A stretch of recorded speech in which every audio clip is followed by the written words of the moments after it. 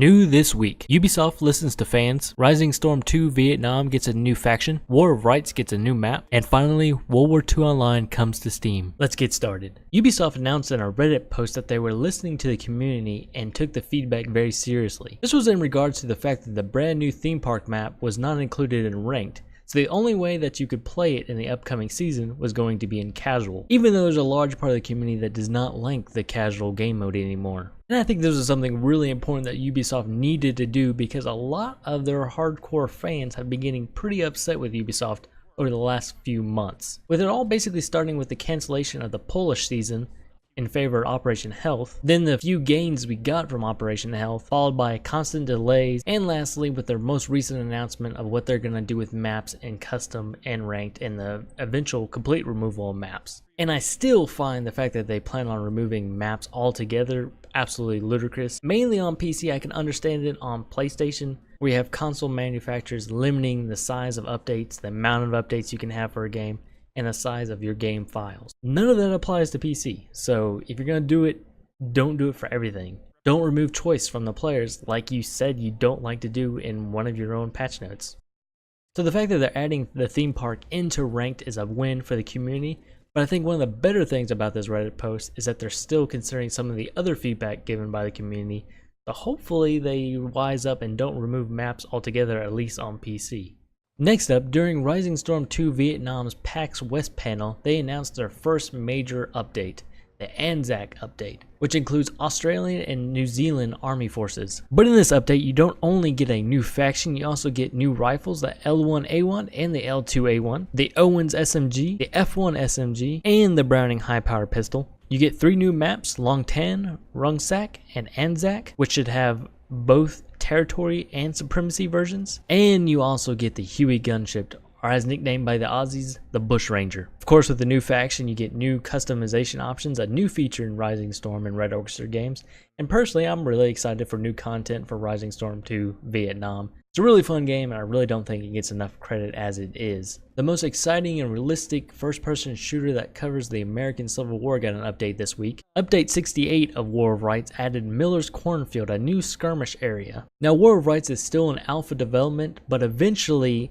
these small skirmish maps will make up larger campaign maps that made up the Maryland campaign of the American Civil War. Now, of course, Miller's Cornfield makes up part of the Battle of Antietam.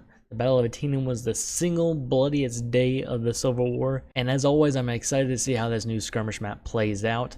Link is in the description below if you want to check out War of Rights for yourself. And finally, something I'm very excited for, I'm going to get in full fanboy hype mode, because this is a game I have been playing since I was 14.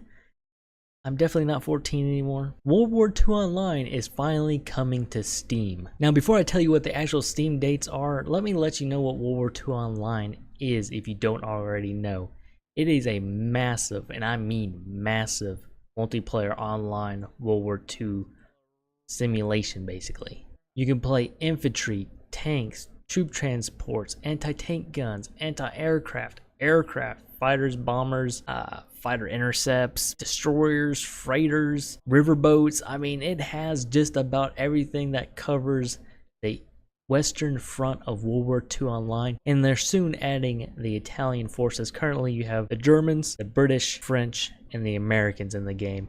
And I'm really excited for Steam because this will add a huge amount of players, hopefully, to the player base. And when you have a massive world that basically covers the entire Western Front, it's always nice to have more players to inhabit that world. Now let me get to the important Steam release dates. It is going to be a staggered release to make sure everything goes smoothly as they add more and more players to the community. So it starts off on September 5th, 2017 with North and South America, excluding the United States. So Canada, Mexico, all the South American countries, you can join World War II Online through Steam on September 5th, 2017. On September 8th, World War II Online goes live for the United States on Steam. Then on the 12th for Europe, the 15th for Asia, and the 19th for Oceania, with a goal of World War II Online being 100% on Steam by September 22nd, 2017. So like I said, it's really important to fill out this massive world. So Corner Rat Software is the developers of World War II Online. They're including a 30-day free premium to World War II Online that gets you access to all the weapons and all the equipment. So you can make a decision right then and there whether you like this game or not.